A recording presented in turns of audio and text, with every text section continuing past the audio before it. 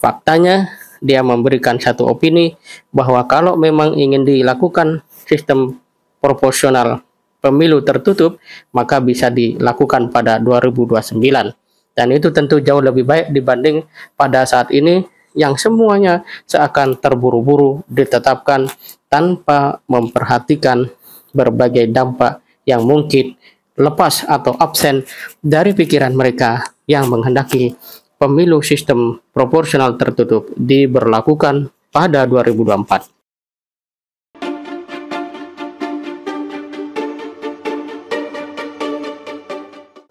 Assalamualaikum warahmatullahi wabarakatuh, sahabat sekalian. Denny dan MK, mana yang patut dipercaya? Denny Indrayana belakangan menjadi sorotan media dan publik. Namanya pun mengisi ruang publik atas lantangnya suara sang pakar hukum tata negara itu, memberikan koreksi terhadap MK, KPK, bahkan soal presiden yang cawe-cawe.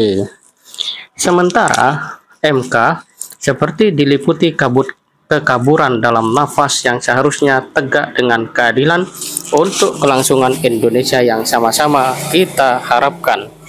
Namun, sejak MK memutuskan perpanjangan masa jabatan KPK, yang dimana Ketua KPK Firly Bahuri kerap jadi kontroversi media, membuat sebagian orang kini memandang kritis terhadap MK. Dalam hal ini, apakah Denny hendak menjatuhkan MK? Sepertinya tidak. Justru Denny memberi koreksi agar MK tidak terdikte oleh skenario politik apa dan dari siapapun juga.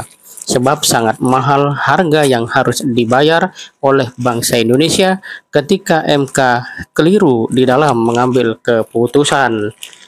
Mungkin itu pula yang menjadikan Denny tak ragu bersuara lantang. Sebagai pakar, memang dia punya kewajiban menyuarakan apa yang baik bagi Indonesia.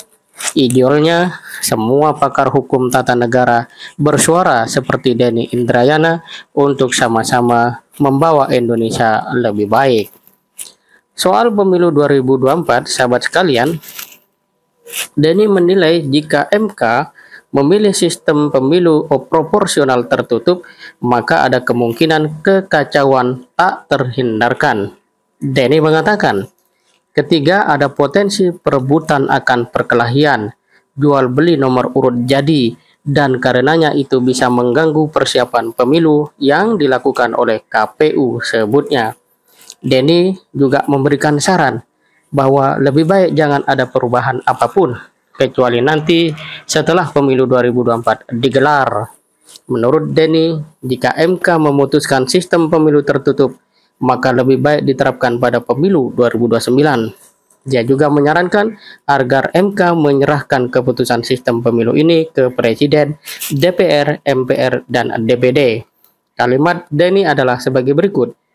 Karena itu, saya berpendapat bijaknya MK memutuskan menerapkan open legal policy, artinya menyerahkan kepada DPR, MPR, Presiden, dan DPD untuk menerapkan sistem pemilu. Jadi tetap sistem pemilunya terbuka. Kalau mau mengubah sistem, maka serahkan proses legislasi di parlemen. Tunggu hasil pemilu 2024. Dan jika MK tetap memilih mengubah menjadi sistem tertutup, sebaiknya memang tidak dilaksanakan 2024 agar tak timbulkan kebingungan dan kekacauan, pungkasnya. Kalau kita perhatikan, sekiranya seperti yang dilakukan oleh 8 partai minus PDIP yang menghendaki sistem proporsional terbuka tetap diterapkan dalam pemilu 2024, sebenarnya Denny terlihat tidak begitu ambisius untuk kemudian head to head dengan MK. Faktanya, dia memberikan satu opini bahwa kalau memang ingin dilakukan sistem proporsional pemilu tertutup, maka bisa dilakukan pada 2029. Dan itu tentu jauh lebih baik dibanding pada saat ini yang semuanya seakan terburu-buru ditetapkan tanpa memperhatikan berbagai dampak yang mungkin lepas atau absen dari pikiran mereka yang menghendaki pemilu sistem proporsional tertutup diberlakukan pada 2024. Sahabat sekalian, lantas bagaimanakah kemungkinan MK akan mengambil keputusan? Belum ada sinyal yang dapat kita lihat bersama di media secara terang. Namun kita berharap MK dapat tetap tegak lurus pada fungsi utamanya, yaitu menjaga konstitusi guna tegaknya prinsip konstitusionalitas hukum. Dalam rangka menjaga konstitusi, fungsi pengujian undang-undang itu tidak dapat lagi dihindari penerapannya dalam ketatanegaraan Indonesia, sebab Undang-Undang 45 menegaskan bahwa anutan sistem bukan lagi supremasi parlemen, melainkan supremasi konstitusi.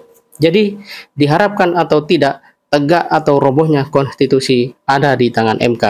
Nah, kemanakah kira-kira MK akan bergerak?